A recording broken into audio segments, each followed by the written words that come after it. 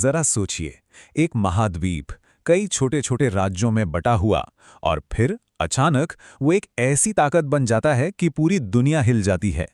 ये कहानी है जर्मनी के बनने की।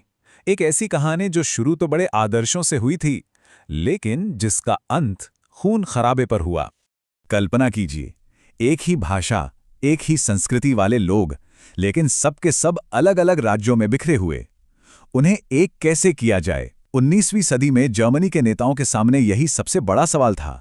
आखिर कौन सा रास्ता चुना जाए? तो सबसे पहली कोशिश जो हुई ना, वो दिल से की गई थी। लोगों को लगा कि भाई हम सब मिलकर बात करेंगे, वोट डालेंगे और एक लोकतांत्रिक देश बना लेंगे। ये एक बहुत ही कह सकते हैं आदर्शवादी सोच थी। मतलब ये माना जा रहा था कि कलम की ताकत तलवार से ज्यादा होती है। लेकिन ये तरीका काम नहीं आया। जो पुराने राजा महाराजा थे, उन्होंने इस पूरे आंदोलन को बुरी तरह कुचल दिया। आखिर वो अपनी ताकत भला क्यों छोड़ते? तो लोगों की तरफ से उठी एकता की ये पहली आवाज दबा दी गई।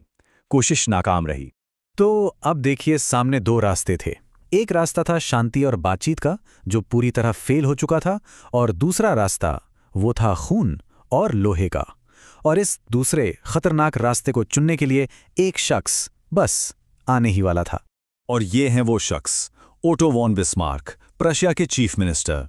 जब लोगों का तरीका फेल हो गया, तो इन्होंने जर्मनी को एक करने का जिम्मा अपने हाथों में ले लिया।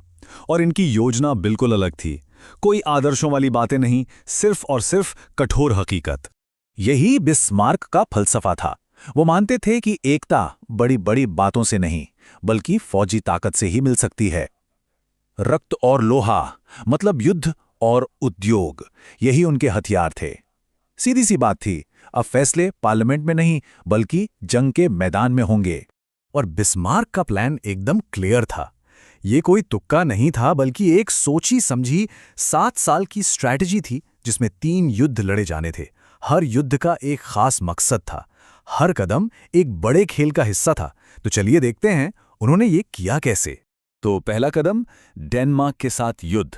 मकसद, उत्तर में प्रशिया की ताकत और इलाके को मजबूत करना। यह भले ही एक छोटा कदम था, पर बहुत जरूरी था।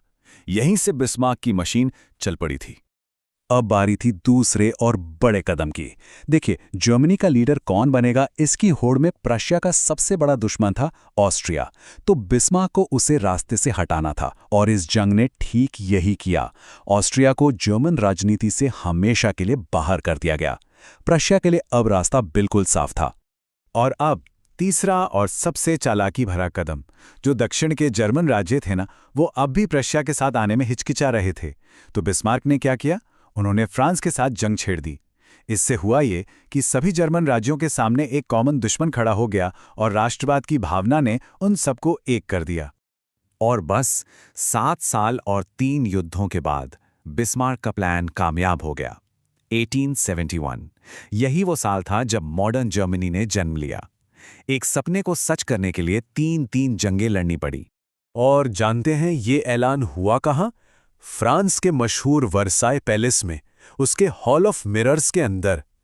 जरा सोचिए, ये फ्रांस के लिए कितनी बड़ी बेइज्जती थी, और जर्मनी की ताकत का कितना जबरदस्त दिखावा। जीत का जश्न सीधे दुश्मन के घर में मनाया गया। उसी दिन प्रशिया के राजा काइसर विलियम प्रथम को पूरे जर्मन साम्राज्य का सम्राट घोषित कर दिया गया। और इसी के साथ एक नया देश, एक नई ताकत आधिकारिक तौर पर दुनिया के नक्शे पर आ गई। तो कुल मिलाकर देखें तो ये पूरा एकीकरण 3 पिलर्स पर खड़ा था।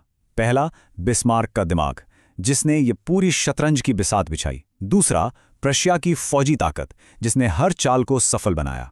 और तीसरा, वो 3 सोचे समझे युद्ध, जिसने जीत पक्की कर दी।